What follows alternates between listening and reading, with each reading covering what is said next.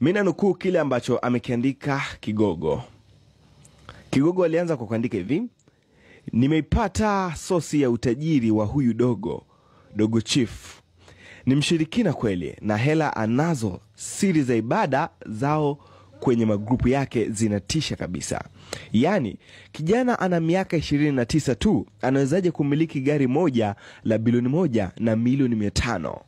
Huyu Dogo ni kiongozi wa kikundi cha kishirikina.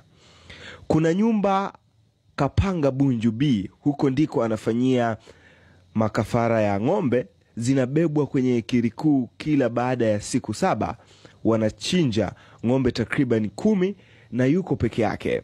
Yupo na wafuasi wake wa jicho la tatu. Nasikia kuna wamama anawasaidia, wana fedha mno, ndio wanaompatia fedha akiwatatulia matatizo yao. Na kuna wengi wenye fedha wanamfuata Dogo. Nasikia kukutana naye sio rahisi. Ana ulinzi wa walinzi wa bunduki 4 na anatembea na msafara. Kwenye msafara kuna walinzi wa bastola 4 wanaenda naye kila anapokwenda, na ana wadogo zake wana bunduki ambao kazi yao ni mpaka anaenda kulala wako naye. Dogo ana hela ila ni mwanga, mpuzeni, ataharibu vijana wengi na uchawi wake.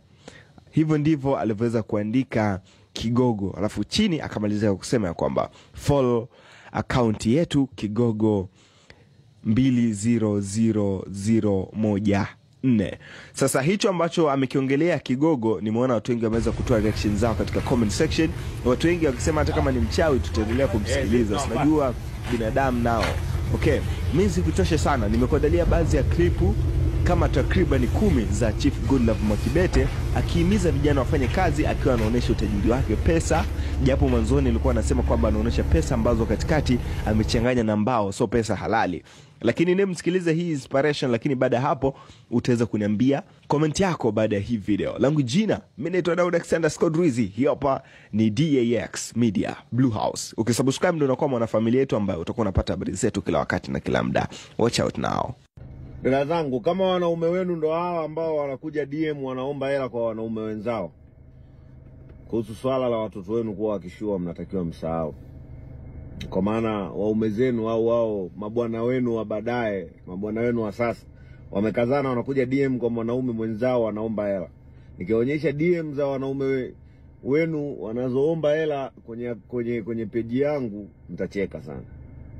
Yaani mtu amekazana kabisa, brother naomba milioni 2, naomba milioni 2, naomba 800,000, naomba, yani kila mtu anaomba kiasi chake na anajipangia sasa kabisa. Yani kama mimi ni baba yake. Hebu tafuteni hela, acheni uchoko. Mimi sijazipata hela kwa kupewa, nimezipata kwa kuzipambania. Hakuna pesa yani rahisi kwamba unaweza kwenda kuchukua tu kwa mtu hivi. Naomba hela.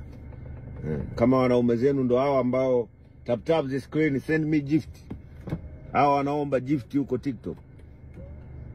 Ndo hao bana sua, wana bana pua, wala mbalips.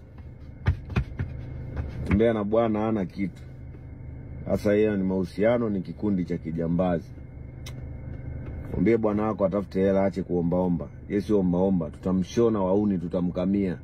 Mtoto wa kiume utakiwa kuwa ombaomba bana. Pigo gani hizo? Yani kama mnakuwa sio watoto wa kimaskini bwana. Mbona watoto wa kimaskini hizo habari hatunaga? Au huku kuna watoto wakishua sana. Maka naona mnaombaomba kichizi wanangu, mnaomba sana. Afu mnamomba mtoto wa kiume mwenzenu akiwashona. Cheni kuniombaomba hela bwana.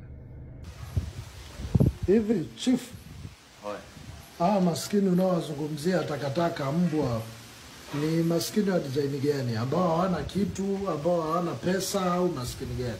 Maskini ninaowazungumzia ni kama huyu maskini ambaye anataka kuscroll video na hajui naongea nini. Ukiscroll hii video, wewe ndo maskini ninayekuzungumzia kwenye video zangu. Maskini ambao kutwa nawazungumzia, maskini mbwa, takataka, wajinga, ng'ombe au sungula. Naweza nikawaita panya. Ni wale ambao wanachukulia matatizo kwa kubwa kuzidi wakati matatizo ni madogo.